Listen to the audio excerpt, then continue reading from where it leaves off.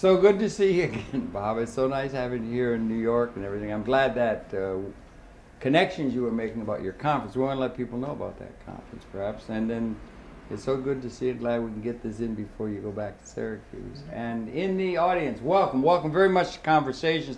A great personal pleasure on the part of myself to have as a guest here on Saturday the 10th of November 2007, Robert Ashford. Robert Ashford is a dear friend of mine from way back, and he is perhaps the most vital voice in terms of a system of understanding economics called binary economics. He was the co-author of a book called Binary Economics, The New Paradigm. And Bob, welcome. It's so good to see you. Welcome to our little mini studio, and it's so good to see you. Well, thank you. It's just an honor and a pleasure to be here again. We've done a number of programs with you, but I wonder, maybe we do. Maybe we got a graphic or two we might show. But could you share just a little bit of your own background, and and then we'll get into discussing economics and binary economics. What sets it apart, in your view, from let's just say, for want of another term, virtually all conventional notions of economic theory that informs the political and I would say the sociological pattern of spaceship Earth? Well, fine.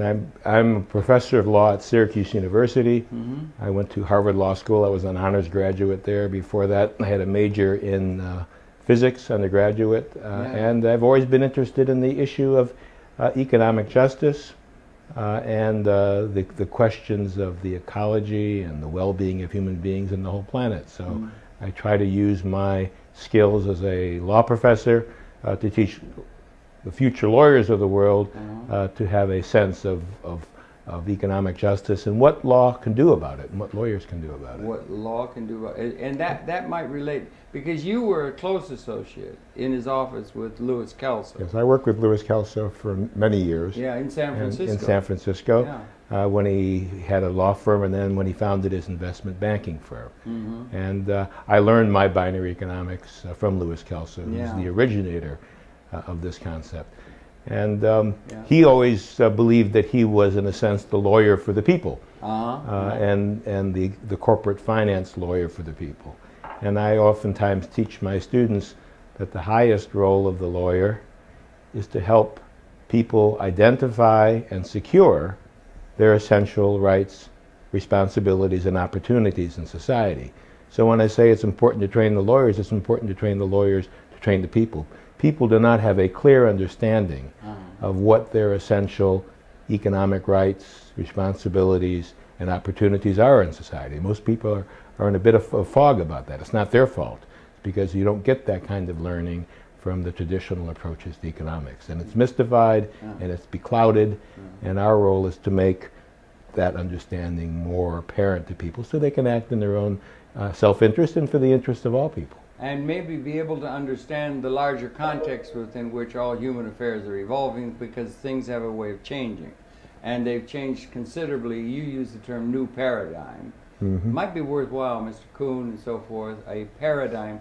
What's different between a paradigm and, let's say, another sidebar issue of thinking? Well, the paradigm was popularized by Thomas Kuhn when he talked about the structure of scientific revolution. And he made an observation that wasn't always apparent to the philosophers of knowledge and science, and that is that we think in paradigms, we think in structures. The word paradigm comes from the Greek. It means example. But it means that facts aren't just sort of free-floating things out there that we come to conclude. Facts are determined by a set of rules that govern them, and even people who don't know the rules operate by that notion. We have rules of perception. But the classic example is we used to think the sun went around the earth. We did for a very long time. For thousands of years, because it looks that way. Yeah, and now we know that the earth goes around the sun. That was a shift in paradigms. It's a different fundamental example. One of the things I tell my students is that every morning the sun rises, every evening the sun sets. You can empirically prove it. It's cross-cultural. Everybody knows it. Of course. But it's a complete illusion. Yeah. It's an illusion built on a false premise. And some people say it makes no difference one way or the other. But the truth is that if the sun goes around the earth, then Newton's laws wouldn't make sense. Yeah. And the whole way in which we got to the moon, the whole foundation of science could not be discovered. It's only when you get the foundation right that then you begin discovering the other issues. Well, and the same thing needs to be done in economics. You know, it's been observed that from 1776, when Adam Smith wrote, until today, there have been 10, 15, depends how you slice them, scientific revolutions, the way we look at science. And the physical world hasn't changed. But from 1776 till today, we still are fundamentally working with the same paradigm of Adam Smith, which says that the role of capital is to make labor more productive, and that the distribution of ownership has no fundamental relationship to economic growth, to the accumulating wealth of nations, unless somehow it makes people more productive. Right. And that's his paradigm. He said that that, was Adam Smith's paradigm. and Karl Marx, although we think of the opposite of Adam Smith, didn't disagree. He believed in the same idea, that capital makes labor more productive. And Alfred Marshall, who brought us what we call neoclassical economics, that's sort of the economics of the Republican Party, it's the same premise. Capital makes labor, and productivity is the key to growth. And that efficient allocation, and that's the key. And John Maynard Keynes didn't disagree, and Milton Friedman didn't disagree, and John Kenneth Galbraith didn't disagree. But Louis Kelso did disagree. That's right. He said the role of capital is not to make labor more productive. The role of capital is to do ever more of the work. So to give the audience a simple idea of what the difference is, think of a person sawing a board, 10 boards an hour with a hand saw. Okay, I've done it. And 100 boards an hour with a machine saw. Now, Adam Smith never actually saw a machine, but in the example that we're given here, he would say that the role of capital makes the laborer more productive. The capital has made the laborer 10 times more. And that's the theory of economic growth that we have today. Whether you're a Democrat, a Republican, a right-winger, a left-winger, capitalist or a communist, that's the theory of growth. That's a very big statement and a very real. I want to go and back. It's wrong, and it's the wrong theory. I know, it's wrong in a sense, but I want to go back and let Mr. Before, let me just do one more thing. Let me just give the audience the other notion, and then you go on. And that is that think of the Industrial Revolution this way. You haul a sack and you're exhausted. I am with the, yes. But you put 10 sacks on a horse and go twice as far in half the time. The horse has done something marvelously important that's got nothing to make the person who's leading the horse more productive. Right. The horse is doing most of the extra work. And if you look at 1776, 1876, 1976, 2006, now we get to 2007, the difference is not that capital makes labor more productive and that we're working so much more productively. The difference is that capital is doing most of the work. And not only is capital doing more and more of the work, capital has the capacity to distribute more and more of the income. And it's concentrated ownership that prevents capital from distributing the income, which would necessarily and efficiently allow people to acquire what is increasingly produced by the combination of capital and labor. So that's the key. The broader distribution of capital acquisition, the more broadly capital is acquired, the more we will soak up unused capacity in a profitable way, and the more we will grow. And that notion is not found in Smith, that notion is not found in Marx, that notion is not found in neoclassical economics, or Keynesian, or Friedman, or Galbraith, or any of those people. The idea that the broader pattern of capital acquisition, the process of capital buying itself with the value of its own work, the more broadly capital is acquired, the more broadly income is distributed, the more broadly there's a market for products, the more we absorb and profitably employ unused capacity, and the faster we grow. And the more we employ technology to solve the problems of the environment. All of those things are a natural flow of a single observation that is not in mainstream economics today. And it needs to be. But is basic to your binary notion. Since you've been talking about 1776, we got a chart, and maybe we can go to that. It's one of Lewis's charts. You're familiar with it. But this, if we go to there, you got it on the screen now. And this is, okay, it's blinking. Let me try this. Wait a minute. Just hold on. Oh, it's okay. That's a fine chart. Right there. This is a chart of Louis Calzone, and as you can see, it's changing participation in labor workers.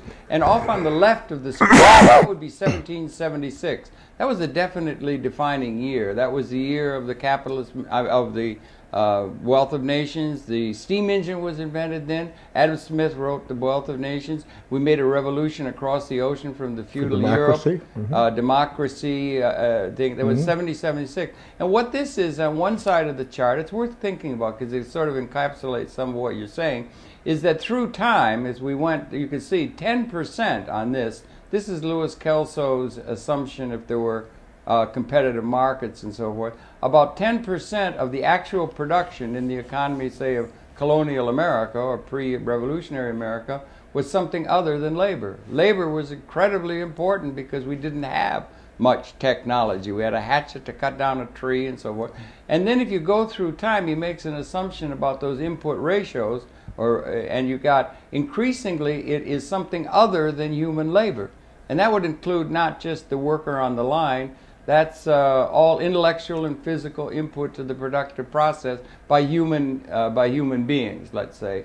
And that he's got an estimate that it's up, as you can see on the chart, by the time we get to the modern era, those things may have almost like reversed in terms of the reality by which goods and services are actually produced. 90% of the production is the result of something other than human labor, but all of our economic theory, which in turn informs all of the political process, which in turn informs all of the intellectual training and so forth at our universities or our public intellectuals or anything else, is all based upon a system that was established that is basically, the premise behind it is this labor theory of value. The Marxists will do it because they want to, or the left will do it because they say we want to let the people get a better labor standing, better living standard by having good wages for their labor input to it. And the capitalists might, some might do it in order to camouflage the fact that all the capital assets are owned by a tiny plutocratic class and getting more plutocratically owned, and they are the ones who set the template for the world society, and we're all, in a certain sense, some people have observed, rather like serfs on a feudal estate because they set the templates for the universities, for the think tanks, and for everything else. And so this is a major part, the basis of a major paradigm shift. And does this hold in terms of your perception of things? This is a valuable chart? You've accurately described it, and I think the key to understand for the audience is that if you subscribe to the Smith, Marx, Marshall, Keynes, Friedman, Galbraith approach, China, if you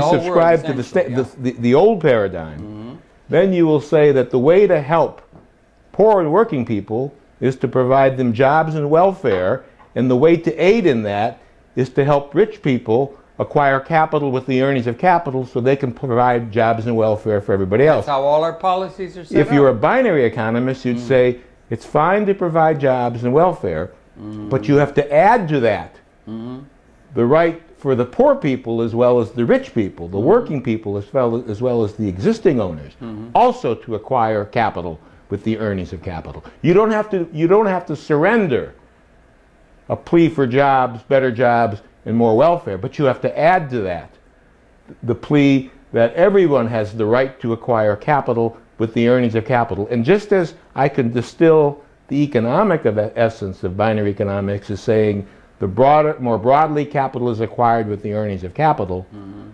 the more profitably we will employ unused capacity and promote growth. Just as I can summarize binary economics in that single sentence, I can summarize the private property aspects, the law aspects of this, by saying that everybody needs the right to acquire capital with the earnings of capital. Well, so when the audience hears of some pro-ownership argument, and there are very few pro-ownership arguments. For example, President Bush talked about ownership society. But when don't be fooled, ladies and gentlemen of the audience. You have to ask yourself, if you're talking about ownership, are you talking about giving me the right to acquire capital with the earning of capital? That is enabling me to protect. If you're not enabling me to acquire capital with the earnings of capital, not with the earnings of labor, not with welfare redistribution, if you're not enabling me to acquire capital with the earnings of capital, then you're not doing the binary approach,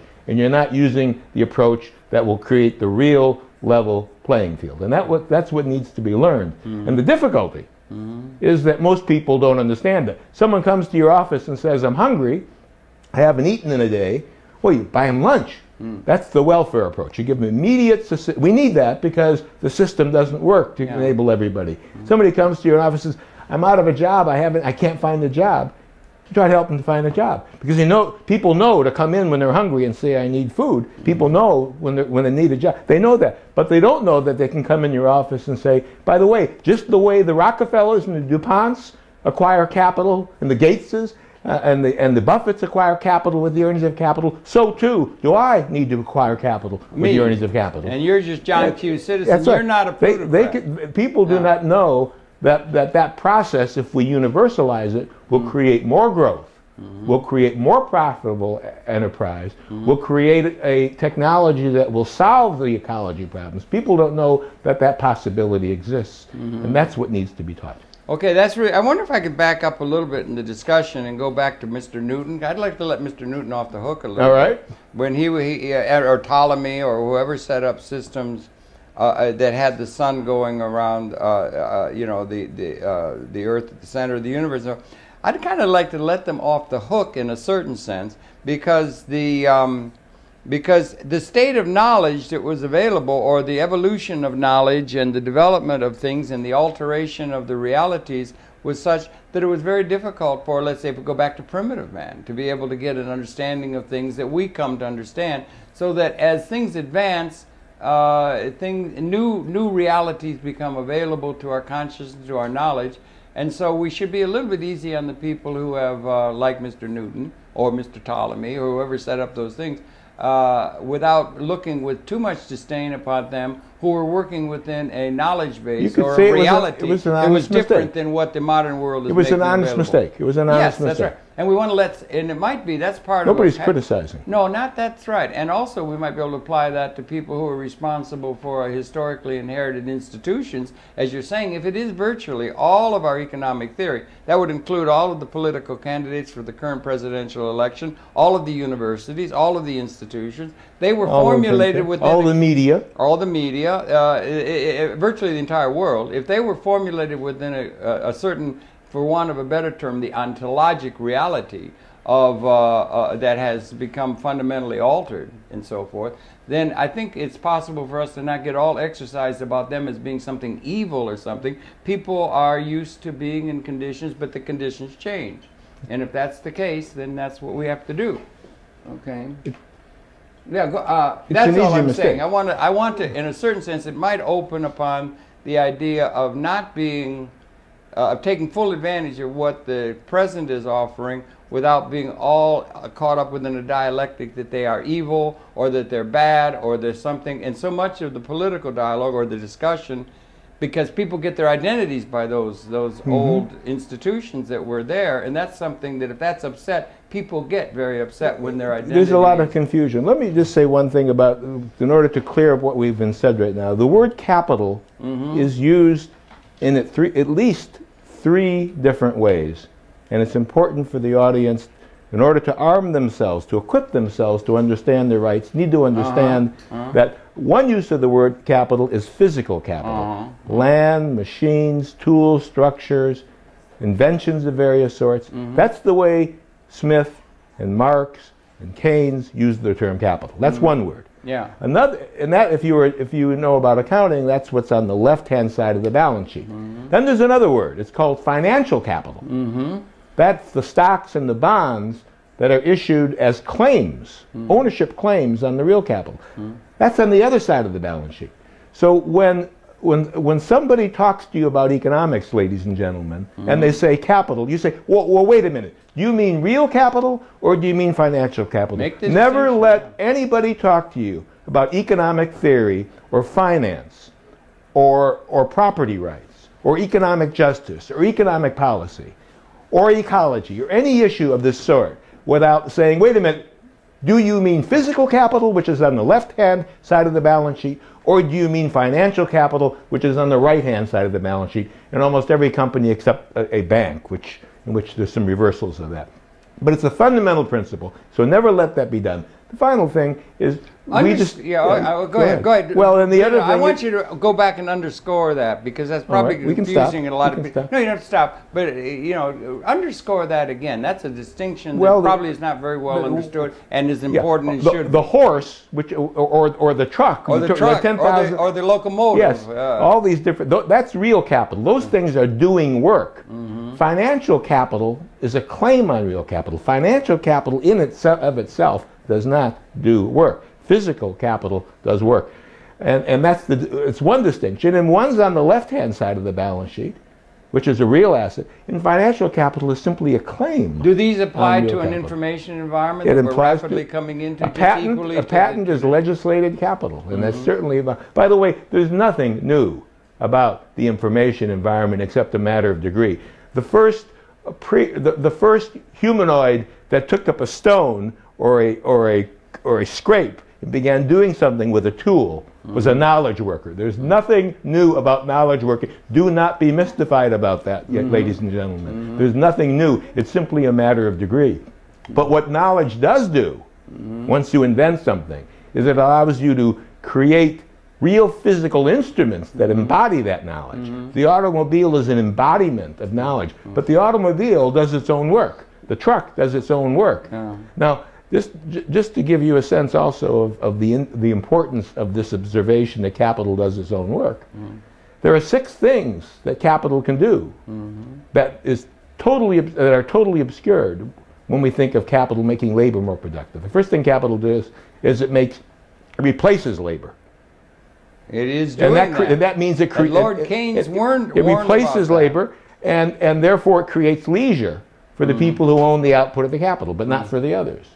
Now, the second thing that capital does, you almost never simply replace the work of labor with the work of capital. Anytime you use capital, you get vastly more productive power. We can't compete with horses or trucks for hauling. So the idea that capital substitutes for labor is it's less than a half-truth. Capital vastly supplements the work of labor with the work. Now, the third thing capital does, and this has got nothing to do with labor replacement. Capital does work that labor can never do. You know, ladies and gentlemen, that a farmer never grew an apple. All a farmer can do is help a tree grow an apple. So this idea that farmers grow apples is pure homocentric hubris. There's a lot of homocentric thinking around. We can marvel at the computer revolution, but we cannot make a single computer chip because our hands are too big. That's right. All we can do is guide physical. All we can do is guide. So this idea that capital works without labor. I always tell people, you think that capital doesn't do its own work. Try living without your washing machine for a change. I can tell you that capital does tons and tons of work without labor. And you might say, well, it takes the person to press the button, but the work of button pressing with respect to a washing machine is not the work of the washing machine. You see, the binary kind of says, look at the work. People say, well, it takes the person to lead the horse.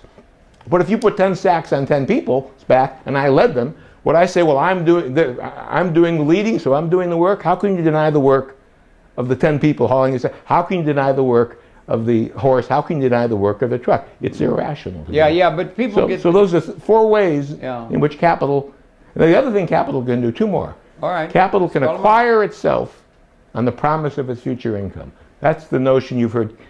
Money makes money. You invest in things that pay for themselves. Out of the future earnings. Out of the future earnings. That's right. Yeah. That's right. And the 6th thing capital can do is distribute the income available to purchase its output. And that's why the more broadly capital is acquired, these instruments doing more and more of the work, the more they distribute broadly income to the population, the more we will soak up unused capacity. And I think we have a lot of unused capacity. Okay, that's an issue. To grow growth. Oh, that's an issue. And then promote growth. Yeah, and you talked about it, and it promotes growth and unutilized capacity. We have a capability of producing. I think in the beyond just the sense of the factory is built, it can turn things out. But this, in terms of the evolving capability that we have, you could take almost axiomatically that the ability to provide for the goods and needs of the human population due to technological productiveness is increasing the percentage of the world population that might be able to be seen to be haves as opposed to have-nots through time. and that you think we have a large capacity to provide goods and services, and that is not being utilized because the system that we've inherited does not let us do what it is we have the capability of doing in terms of providing human needs. I do believe that. And it could be drawn. And that would be part of a context where you might be able to have a new alteration in economics without going through the process of redistributing. You don't need any redistribution. You don't need a penny weight's worth of the unutilized productive capacity is an issue. It's a very important issue, and it's almost never really talked about. Now, first of all, it's important to recognize it's a fact question. Yeah, that's not a value question. And it's also a historical. It's also an historical trend. If you say that there are a greater number, it's easier now to imagine if you were king of the world to provide for everybody than it would have been in 15th century. Yeah. We make new discoveries. We make new capabilities. We have technological, and every day, Robert, there's another revolution coming in, and we don't use field over the transom, and we don't employ it. And but we have a system in place that won't let us do collectively to benefit the human society and the ecology because we are enthralled to institutions that were formulated within a different reality coming out of history, back to letting Mr. Off the hook, the people that were tied into. But the first thing to recognize is that it's a fact question. It's not a value question. You can love it or hate it, but either we do have unused capacity or we don't. That's the first thing. Or could capacity the same as capability? I would call it the same. We have, but it's important to recognize too that economists, some of whom will quarrel with this, have a different definition of unused capacity than the one I'm using. Yeah. Economists take the existing plant equipment that's not being used as a numerator, and the total plant and equipment as denominator, and they say that's the capacity, the unused capital capacity, and they take the unemployment rate, and that's the labor capacity. That's a static notion. Once you recognize that we have the capacity to make more capacity, we today could make many more plants that don't do anything. That don't do anything. Like pyramids. In the old days. Now this is a fact question. Now I believe that we have huge unutilized capacity. Perhaps I also believe, ladies and gentlemen, if you're concerned about poor and working people, that the making unutilized capacity an issue will help you whether you believe in binary economics or not. Yeah. In 1933, when we had the Great Depression, which brought in the Keynesian approach of redistribution and government involvement, which is not the binary approach. We used to have we had passenger trains going through the country without passengers, freight trains going through the country without freight, full of people looking for work. Yeah. The essence of unused capacity, even in the static sense of what we had. Yeah, that's in the static But I say we sense, have. I think if you wanted to feed and clothe and shelter the world today with the capacity we have, you could come much closer to it than we do. I think we have more unused capacity today, but today unused capacity is a politically undeniable fact.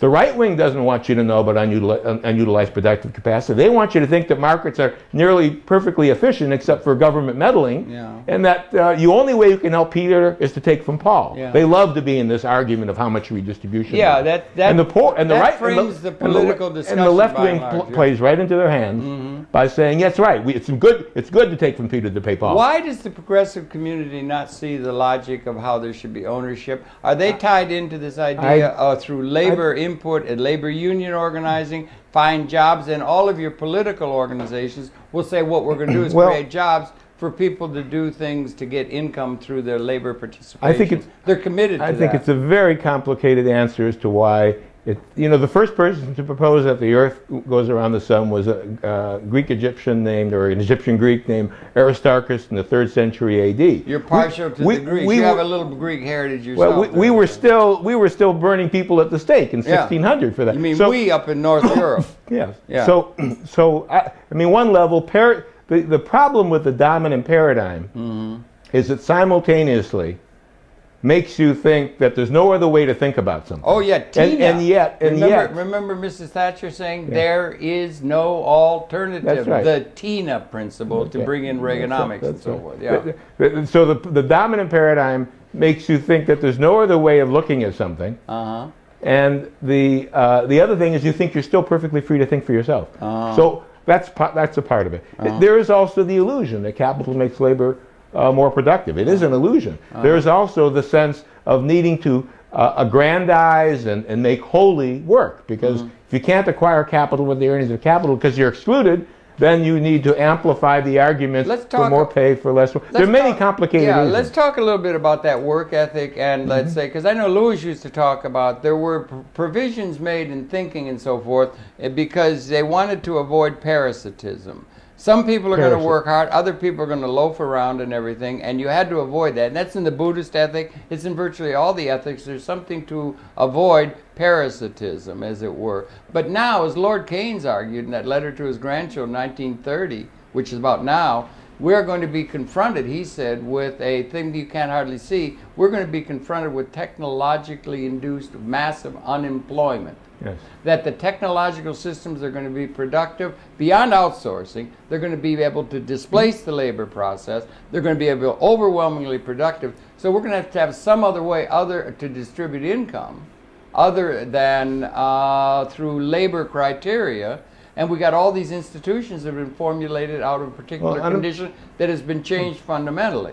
That's my thought. I mean, I'm all Lewis Calzone used to say unemployment's wonderful if you can afford it. Yes, right, right. And the point is you can afford unemployment if you are a capital owner. That's right. There are two ways to do work. And if everyone's a capital owner, you can afford higher levels of unemployment for people to do what they want to do rather than what the masters who own the capital assets set as a template, and everyone, again, to use the analogy, are like serfs on a feudal estate, the feudal estate owners in this case being our banking plutocratic class. Now there are those who will resist what you say because they say it's not just the pinnacle rich, because there's lots of middle class people who invest in the stock market, and so there will be that talk. But you need to look at the Ed Wolf from NYU has got statistics. The basic rule is this, folks: 1% of the people own about 50% of the wealth.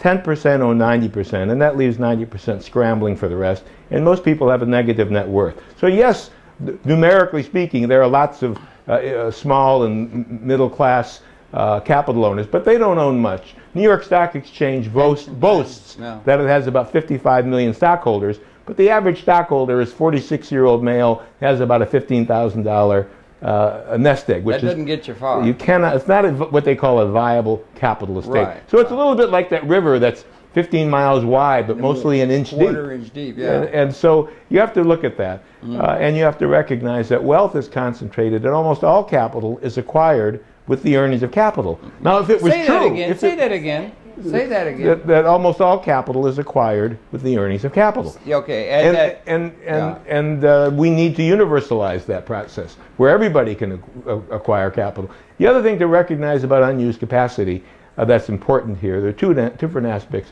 One aspect, there are those that worry about the ecology, and I do too. Of course. But we have, for most ecological problems, there's a green way of doing it that people cannot afford, which is itself an example of unused capacity. That's another one, yeah. And so the second thing to recognize when we talk about unused capacity, let's get into the big league. You know, you don't want lawyers spending time when they give you a bill on trivial points. Let's get to the big league. America's 3,000. A lot of them around. Yeah, there are, and that's unethical. Yeah. So when you look at America's 3,000 largest companies, you're looking at most of the productive capacity in America. Okay. Most of those companies. The 3,000, not the most of those companies. Most of those companies.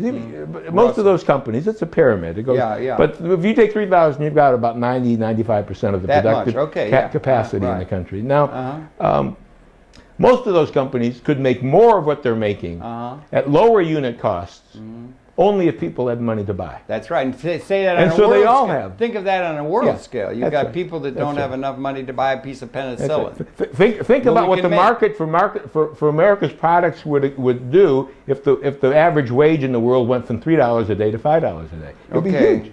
Well, again, as to say, distributing ownership will distribute income, which will distribute market power, which will employ unused capacity, which will promote growth. Okay. That's the simple. It's a very simple theory. Is it fair to talk about? It's not really complicated. Yeah, you've been mystified. Yeah. You've been mystified. Well, again, back to the thing. There's a guy, Marshall Rosenberg or somebody, and he says, a nonviolent way of seeing it. Whether or not we're at a time, Robert, in the evolution of consciousness, this part of the universe, where through our cleverness, we began that first tool way back 200,000 years ago with a stick, and we had to feed off a leopard or something, and those leopards were eating us with alarming regularity, I believe. And we finally get to the point where extending our consciousness through technology, much of that being led by political war-making capability, the money all goes to the war contract, daddy war box, and so forth. We get to the point now, apparently, Monsieur Kako, I don't know, this is something that should be on every think tank wall, I think. Is it true, or do you have any thought, thinking philosophically in certain how these things are seen, if there is to be, and look what's going on in Pakistan, look what's going on in the Middle East, look what's going on now in terms of the ancient hatreds coming to the fore, with no visionary leadership about how to address fundamental issues that confront the evolution of human society and so forth, only the old paradigms being reified and so forth. If the weapons were to be unleashed, apparently, it's only modeling possibility, but apparently it means there would not be, if they were to be unleashed, like guns of August, there would not be a single human being left alive on this planet. Do you think that's true? And if it is it sufficiently ensconced, as it were, or instantiated within the consciousness of the world population that that sets off, that is part of a dialectic that is existentially significant, and that it's not adequately realized? Or will there be a few survivors, like after the Second World War, we could wipe out cities, tribes, and so forth, but that we're not at a new existential reality in terms of the evolution of events on this planet, or not? That's on the negative side. We could talk about the positive side as the inverse of that negative scenario. But what is your thought on that large issue of how destructive our technology has become? I have to say that I am here taking up the audience's time and yours because I am an expert in something very limited, in a sense, but very important, and that's binary economics. Yeah. I really don't have an opinion on that in a sense of a professional opinion. No, I will say, but you're an educated person. I will say that my sense is that if we unleashed all the destructive power that we have, that's another kind of unutilized capacity. That is a which is a good unused capacity. That's right. You know, and remember, we want to put that forth. If we did, I would bet on I only want to put that forth in order to find what might be the positive, existentially equally significant alteration in terms of the human condition that has occurred as we reached a point of Promethean capability on the positive side, and what might formulate a description of what that alteration is. But on the destructive side. But anyway, if I were betting, folks, this is not a professional decision. No. This is just I would bet on the cockroaches. I would think that the cockroaches will do quite well. There are a lot of people who would say that. But I bet Nick the Greek would take a bet that they're going to unleash these weapons. But I do think that the seeds of conflict can be substantially reduced if we come to peace with technology. And coming to peace with technology is enabling people to own a share of it. That's a way to arrive at it. As a way to. Right. Now, another thing, I'm always concerned about giving the audience a handle on this. Some people do know about microcredit. And there's Muhammad Yunus, who got a Nobel Prize, a wonderful thought for microcredit. And that's the idea. If you give a woman in Bangladesh a loan to buy a sewing machine, that before she had no access to the loan to buy the sewing machine, and therefore she was selling her labor at marginal, very low value. Whereas if she owns the machine, the combination of her labor and her capital can increase her living standard. She'll pay back the loan. And Muhammad Yunus, and that system has proliferated, and there are even those that are getting involved that I think are not so altruistic. Yeah. But that idea. Now that's what I would call the local breeze of capitalism. And the interesting thing is about binary economics is it always gives you the ability to ask sharp questions. And if I could represent the woman in Bangladesh, and she's my client, I would say, you know, that's loan fine. It helps you a little bit in the local breeze. But you know, I want to observe something. The Rockefellers, the DuPonts, Bill Gates, Warren Buffett is not interested in that investment because it's not a cutting-edge investment. They would be more interested in an investment that would give them a piece of a diversified ownership of the garment industry. The world garment. The world.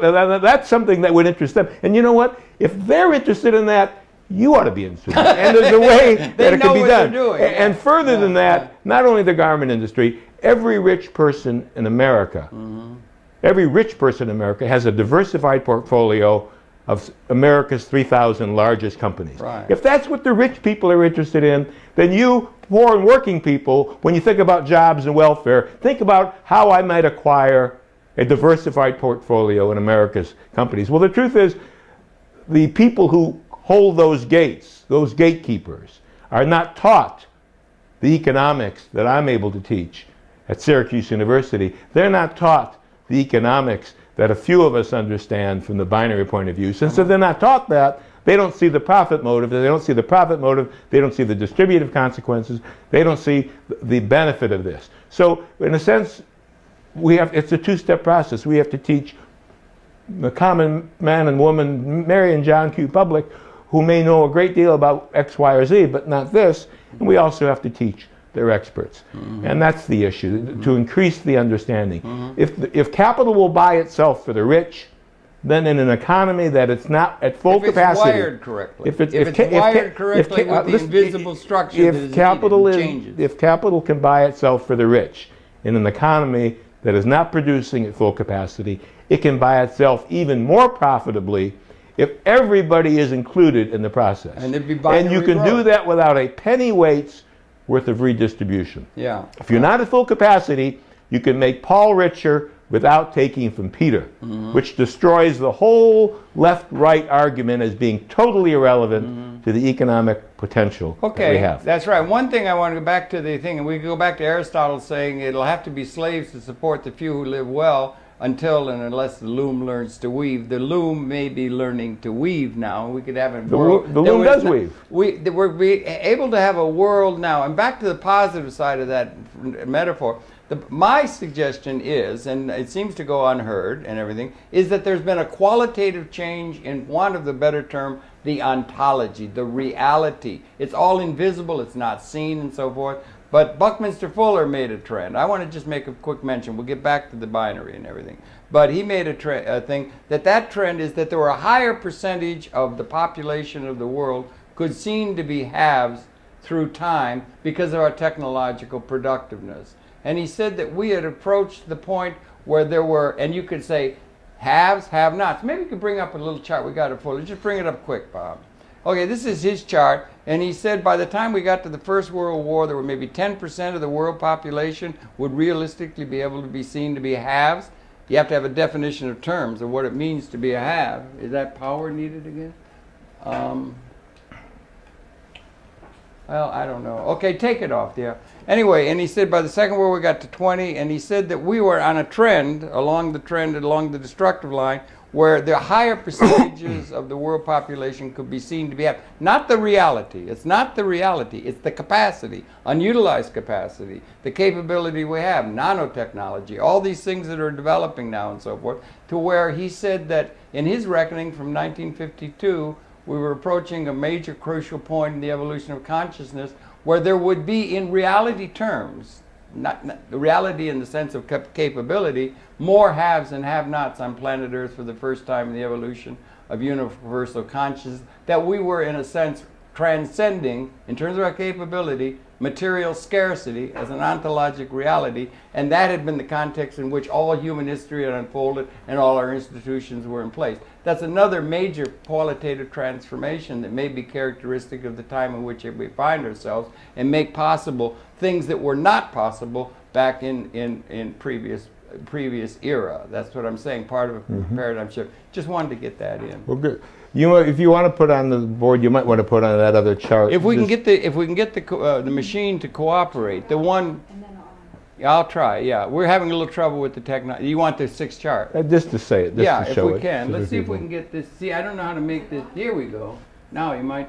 Wait a minute. Try it now. Yeah, there. All right. This is Louis Kelso's chart, and this is something. Now, this is, if I may, general theory of a Calzonian notion of the national economy of the United States. National economy as a mentor economy to the world. The principles apply on a larger scale to get past the tradition, what is needed in order to bring in a binary system. And I can take a few minutes to try to explain. This is fully explained, by the way, in the book with Rodney Shakespeare, Binary Economics, A New Paradigm. It's fully explained, and we can't do it full justice now. But just to bring us back to the part of the discussion that has the woman in Bangladesh acquiring the sewing machine, but how do we enable her to acquire a diversified portfolio? The loom in Aristotle's term. In the diversified portfolio in, let's say, the world's 6,000 or 8,000 largest companies. It's that issue. And now what this chart shows are 6 major institutions that exist today.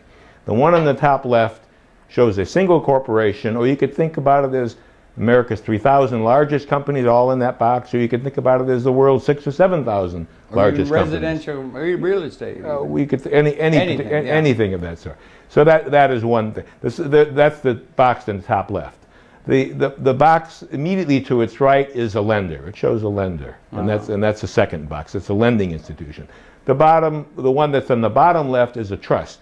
One of the things that rich people use they use trusts in order to isolate themselves from liability. The corporation itself is a limited liability entity, and then so that it protects your assets as an investor. The trustees are people that make decisions. I don't believe that. My guess is that Paris Hilton doesn't actively work on her investment decisions. It's done for her. Most people want investment advice. So the rich people use trusts. Now the institution to the right on the top is an insurance company. It's a process of insuring the risk of capital investment. Casualty insurance. Casualty insurance. Like FHA insurance is applied to home loans, but industrialized capital. I can tell you that the rich people love insurance mechanisms. They also use, directly and indirectly, government reinsurance in different contexts. Government reinsurance. They use that. They use that. We have an example of that in the FHA. That was Lloyd.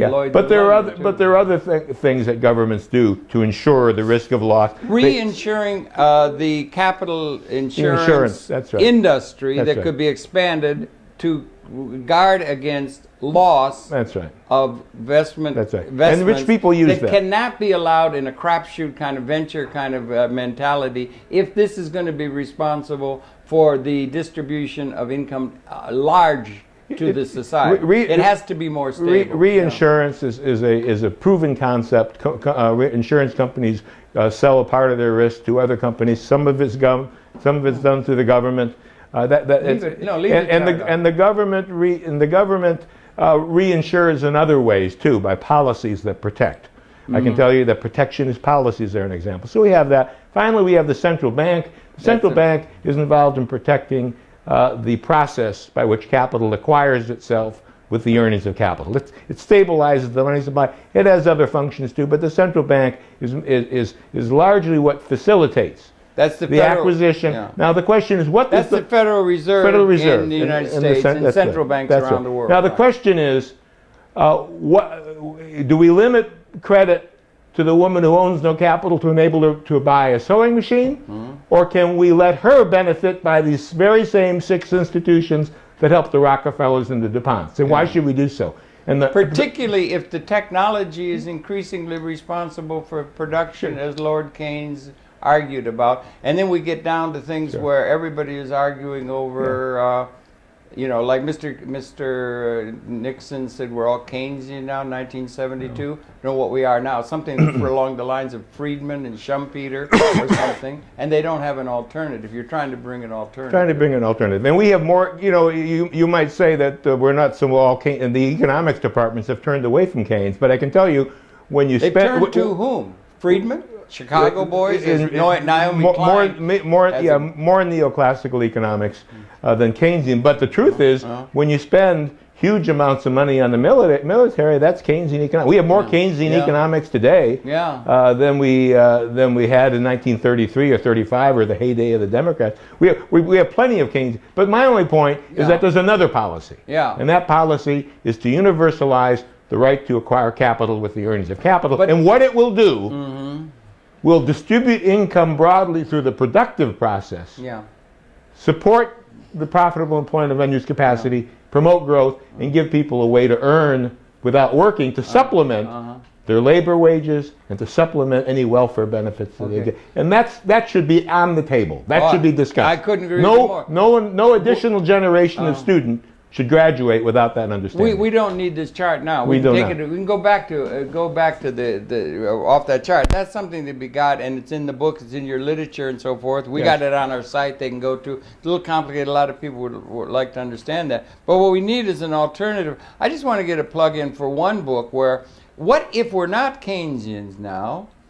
What, as we were, you know, in the 30s, 40s, and 50s, and that sort of, what are we all now? What is the prominent, out of the old paradigm, the prominent grounding principles and theoretical framework in terms of economic policy? Say, if you look at, it would be Friedman with a little Schumpeter thrown in with creative entrepreneurialism.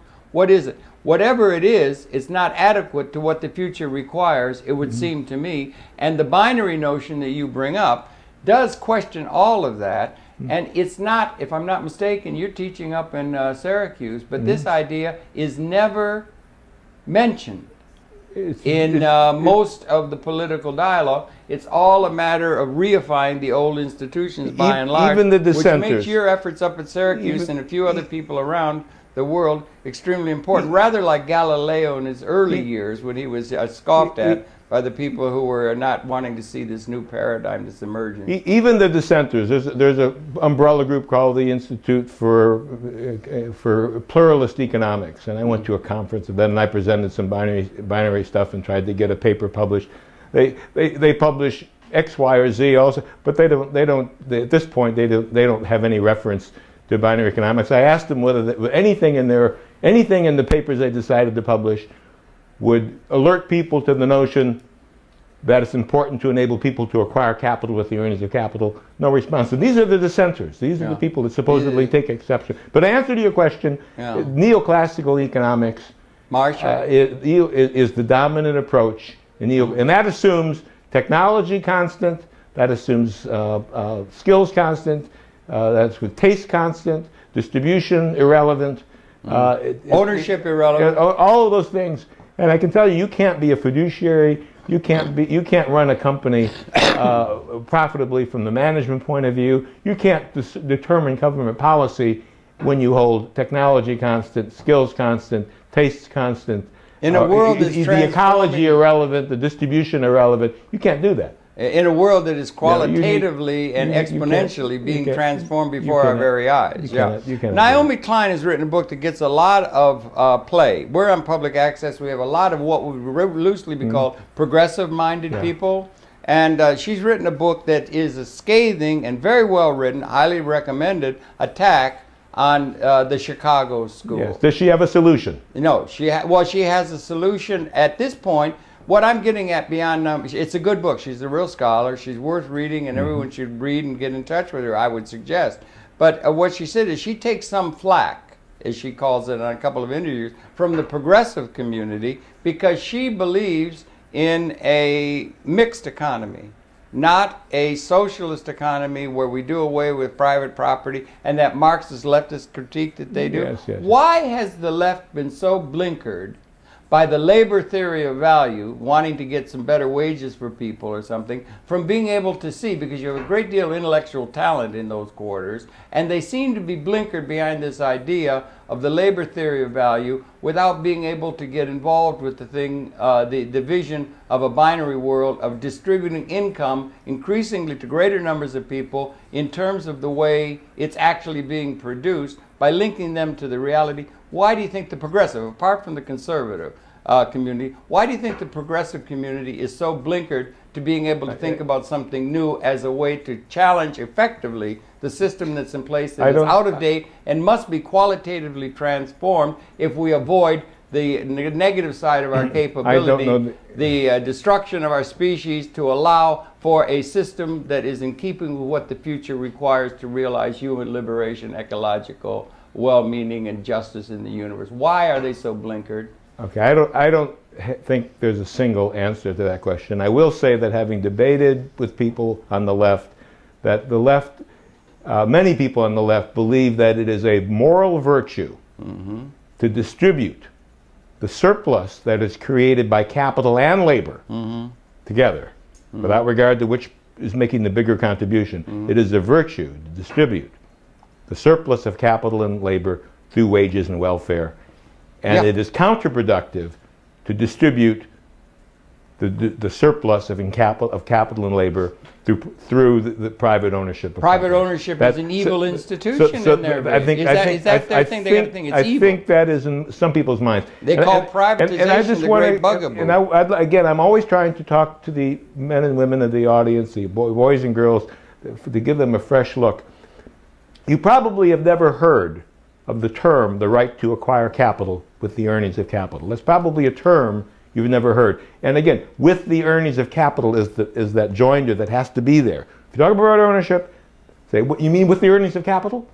So we probably never heard that before, but I would suggest to you that if you rethink the 20th century, that issue, the right to acquire capital with the earnings of capital, was the moving economic dynamic force behind most of the 20th century.